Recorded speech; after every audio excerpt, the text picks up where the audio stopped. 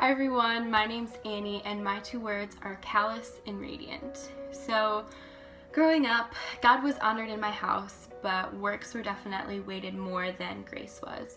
So I was taught that faith without works was dead, but the grace that was extended by faith wasn't weighted as equally as my works were. So having it kind of subconsciously instilled in me that if my works were not successful, then I wouldn't be successful in the eyes of God. So I just began to do what I wanted, because if I could never be enough in the eyes of God, then at least I could be enough for me and the people around me.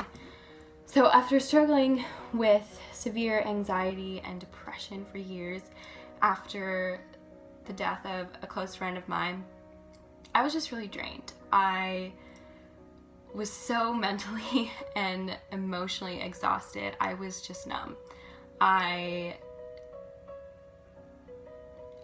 was exhausted, but it would have been really hard to tell because everything on the surface was fine. I was in all honors classes, I had pretty decent grades, I was in different sports, I was in a competitive choir program, and I had a lot of friends. So on the outside, it looked like I had it all together. And I really think that I was trying to dig myself out of the pain and the sorrow that I was experiencing, and in turn, not only was my heart extremely hardened and just heavy, but I began to put my identity and worth in my success and everything I was doing.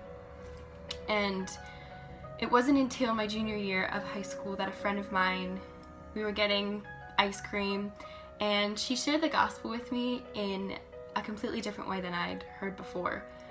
And for the first time, it just clicked that so if God made me in relationship with Him, but I broke that relationship through sin, then yeah, if God's standard is perfection, I would never measure up to that, because I'm not perfect. I'm human and I make mistakes all the time. But God loved me so much and wanted to be in relationship with me so much that He sent His Son Jesus to die for me and to die in my place, because the wages of sin is death. So once I realized that, and that once I accepted Jesus into my heart, I realized that God saw me as Jesus and not as my sin. I just began to live so much more free. I began to not look inward at the darkness in my heart or the darkness in the world around me, but I began to see God in the world around me and how He works in mysterious ways. I'm able to look up at Jesus and God. Psalm 34:5 says, "Those that look to Him are radiant, and their faces shall never be ashamed." I'm Ann Kirsch, and those are my two words.